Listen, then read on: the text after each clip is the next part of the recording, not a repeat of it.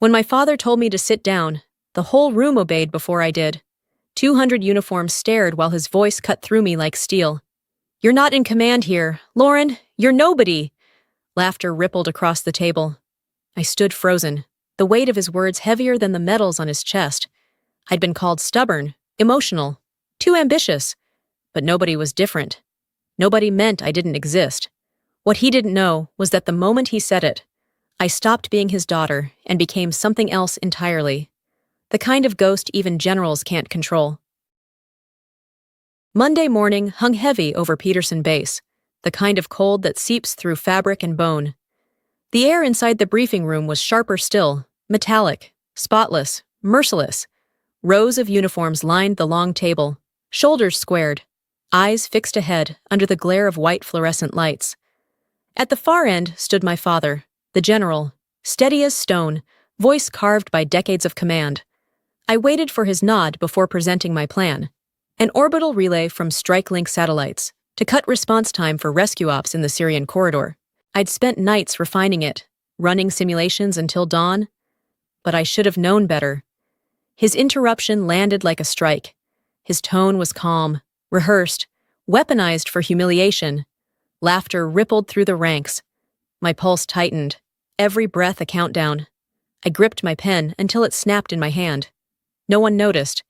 They were too busy watching how small I could make myself. I took my seat, opened my folder, and pretended that my hands weren't shaking beneath the table. Then came the sound of polished boots outside. The door opened. Colonel Lucas Grant, SEAL commander, entered with the quiet confidence of someone who's seen more war than talk. He greeted my father, but kept his gaze on me for half a second longer than protocol allowed. My father introduced him with a smirk about my suggestions. The room chuckled again. I smiled faintly, gathered my files, and stood to leave before the silence swallowed me whole.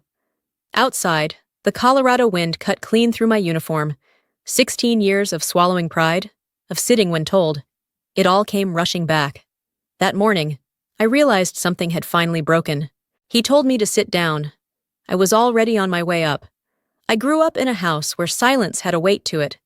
In Alexandria, the air always seemed heavy with expectation. Too many medals on the walls.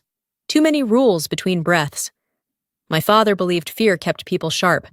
He wore it like armor and handed it out like orders. My mother, Claire, loved me quietly, the way someone loves a secret they aren't supposed to keep. Her words were always gentle, always wrapped in warning. Don't contradict him. Don't make a scene. Don't disappoint him. So, I learned early that silence could be survival. I swallowed my words until they sat like stones in my chest. When he yelled, I didn't flinch. When he mocked, I smiled small. Around guests, I was kiddo. When we were alone, I was liability. I still remember that Christmas dinner when I told him I'd been accepted into the Air Force Academy. He froze, knife still in his hand, eyes sharp enough to cut through me. "You? You'll last a week." I smiled, though my pulse hammered in my throat. "Then I'll make it the longest week you've seen. For a moment, just one." His expression faltered, and that was the last time he looked at me as anything close to equal. I left Virginia the next spring with one suitcase and a private vow. Never again would I ask for his permission to exist. Years later, I'd understand that my silence was never weakness. It was training. Every unspoken word became discipline. Every swallowed reaction, control. The quiet he forced on me would one day become the weapon that saved an entire SEAL unit in a desert halfway across the world. After that morning at the base, the corridors emptied fast, leaving only the hum of heaters and the smell of burnt coffee. Snow fell thick outside, muting the sound of jets taking off from the runway. I sat at my desk, fingers poised above a blank resignation form, ready to walk away. Then my screen flickered. A coded email appeared out of nowhere. Subject line, Ghost 13, standby. Extraction at 0400. I read it twice before it sank in. Ghost 13 was me. The Pentagon had its hidden divisions, programs so deep they didn't exist on paper. Ghost Division was one of them. We handled the missions that couldn't reach daylight. For 7 years, I'd lived 2 lives. A dull analyst by day, a tactical ghost by night, guiding drone strikes and rescue ops no one would ever know happened. I packed quickly, no trace left behind. Deleted my logs. wiped my hard drive, tucked my real insignia beneath the lining of my jacket. Outside, the night bit hard at my skin. At exactly 0400, a black SUV without plates rolled to a stop by the service gate. The driver lowered the window, his voice low and even. "Welcome back, Ghost." We drove in silence to awaiting transport. As the jet lifted off the tarmac, Colorado's lights dissolved beneath us, swallowed by the dark. I stared down at the Atlantic until it vanished under cloud, thinking of that conference room, his voice cutting through my name like it was disposable. He'd been right about one thing. In his world, I was nobody. But in this one, I was the call they made when everything else had failed. Sand swallowed my boots as I stepped off the transport near the Iraq-Syria border. The air here had a different gravity, dense with metal, gunpowder, and heat. The rotor blades of a Black Hawk churned the air above us, scattering grit across the landing strip. Colonel Lucas Grant approached, his voice even beneath the noise. "Welcome back, Ghost." I nodded once. Out here, I wasn't anyone's daughter. I wasn't a reminder of a general's disappointment. I was Ghost 13, Tactical Command for Drone Reconnaissance and Ground Fire Coordination. By the third night, our team was running on caffeine and adrenaline. The operation, Retrieve Black, was simple on paper. Recover a stolen satellite drive from a rogue militia before it crossed the border. Simple rarely survived contact with the field. My drone feed painted the desert in infrared, a burning landscape of movement and heat. When the uplink stabilized, a fragment of code flashed across the control screen. RM Command DC. The letters hit harder than the heat. RM Raymond McCoy. For a full minute, I forgot to breathe. Either he'd been compromised, or he was complicit. Both possibilities burned the same. Incoming fire snapped me back. The SEALs were pinned between two ridges. I rerouted the drone, launched precision strikes, 3 flashes, 3 plumes of smoke. Static filled my headset. Then Grant's voice came through. "That's why we call you Ghost." "Copy that," I replied, though my hand was clenched tight around the receiver. The transmission logs were already relaying to Washington. He would see the report, trace the origin, recognize the signature embedded in the data. I just saved the lives of men my father commanded to protect, using a program he never believed I belonged to. That night, inside the command container, I replayed the footage, eyes fixed on the code string. RM Command DC. The hum of the generator blurred into wind, carrying the taste of red dust.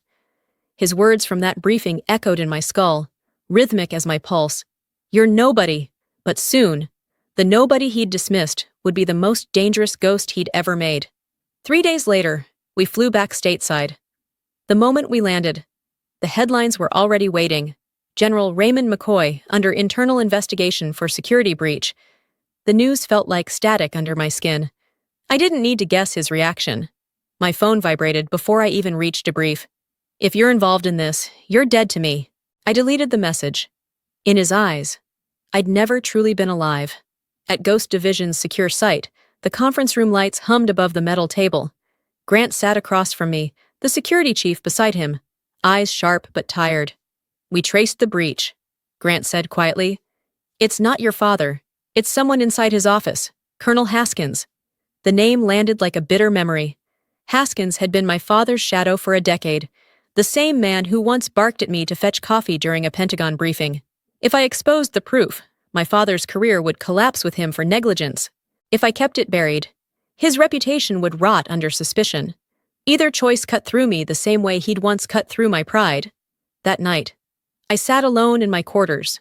On the desk, an old photo of us in uniform, edges curled, and a small drive containing every encrypted file linking Haskins to the sale. One was memory. One was justice. I touched both, and chose the third thing he never taught me to value. Truth. I transmitted the files with a single tag. Anonymous clearance. No trace. No credit. No glory. The ghost strikes once and vanishes. By morning, every major outlet ran the same headline. Anonymous whistleblower exposes mole inside General McCoy's office. His name was cleared. His command survived. But when I passed him in the Pentagon corridor later that week, the air between us froze. His uniform immaculate, his eyes glacial.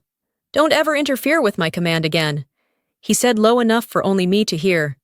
I met his gaze and answered softly, steady as the desert wind. I never did. Then I walked past him, carrying with me the faint smell of sand and gunpowder, the scent of someone who had just dragged his honor out of the dirt and left it shining behind. I'd faced gunfire, but nothing like the sharp, suffocating air of my father's gala. 40 years of his service, wrapped in chandeliers and champagne. Senators and contractors filled the ballroom, clinking glasses over careers built on other people's silence. Earlier, he'd called, "No uniform, Lauren. It's not that kind of night. Wear something pretty." So I wore navy silk, the color of the uniform he never wanted me to be seen in. At the entrance, my mother took my hand. "He's proud of you," she whispered. "He just doesn't know how to say it." "Mom!" "He doesn't speak that language." Inside, the lights made the metals gleam cold. My father smiled for cameras, shaking hands like a man collecting loyalty. When he spotted me, he raised his glass. "Gentlemen, my daughter, the analyst from Colorado, still learning how the real military works." The laughter that followed was polite, practiced. I smiled back, but the lace beneath my dress carried a secret, a hidden mic feeding directly to my phone. As I moved through the crowd, the buzz of conversation blurred, until I caught a voice I knew too well. Colonel Haskins, my father's aide, murmured to a man in a red tie, "The Saudis have the satellite files. Payment confirmed. Keep the general out of this." My pulse quickened. I passed by, setting my glass down near them, enough to record every word. By the time the orchestra began its closing piece, the evidence was mine. When my father called me over for one last photo, his hand tightened on my shoulder. "Stay close," he said. "You make me look grounded." "That's ironic," I answered softly. I left before the applause faded, sending the recording to Ghost Division. Evidence secured. Do not trace source. Moments later, a coded reply blinked across my screen. "Ghost, stay put. We'll handle it." Then another. "Potential breach. They know." The city lights blurred through the windshield as I drove. The radio called him a symbol of honor. I turned it off. For the first time, I realized the war wasn't in the shadows anymore. It was already here, and I was standing in its center. The door blew open at 3 a.m. 3 men stormed in, weapons drawn. "Ghost 13, you're under arrest for transmitting classified files." I didn't resist. I just said quietly, "I didn't send lies. I delivered the truth." Grant was waiting when they dragged me in. "They're using your clearance logs," he said. "It came from your IP." Haskins had cloned my credentials, turning me into the traitor of my own mission. In the interrogation room, my father appeared. His voice was steady, colder than I remembered. "Do you know what you've done to my name? I saved it. Don't twist this. I don't have to. Haskins already did." He slammed the table, shaking the metal. "You think you're a soldier? You're a hacker hiding behind a screen. Better than hiding behind medals." He left without looking back. Outside, I heard his voice. "Find Ghost 13. Detain if necessary. Use lethal force?" someone asked. "If you must." He didn't know the ghost he wanted dead was his own daughter. Grant helped me escape through a side tunnel, the night thick with sirens. As we reached the old munitions yard, the radio echoed. "Ghost 13 is armed and dangerous. Approach with caution. You still want to clear his name?" Grant asked. "No," I said, watching snow start to fall. "I just want to end the war." At the safe house, I uploaded the real evidence. The screen read, "Evidence uploading. Target, Pentagon oversight." Sirens wailed closer. I looked at Grant and smiled faintly. Let them come. Ghosts don't die. I stopped running. That morning, I walked back into Peterson Base, the same sterile room where everything had begun. They called it an internal review. It felt more like a tribunal carved from pride and politics. The flag behind the podium hung too still, the air too clean. My father sat at the head of the table, posture sharp, collar drawn so tight it looked like it was choking him. His medals gleamed, but his eyes had turned to steel. I took the seat opposite him, wrists still cuffed. He opened the folder in front of him and tossed it across the table. "We have proof Ghost 13 accessed the Pentagon network through your terminal. You betrayed your uniform." I said nothing. He slammed his fist once. "Say something. You still don't see it, do you?" I met his stare, steady and unflinching. The rear door opened. Colonel Grant stepped inside, voice cutting through the tension. "General, Ghost 13 is one of ours. She saved 12 of my men in Syria. Silence detonated through the room. Every pair of eyes swung to me.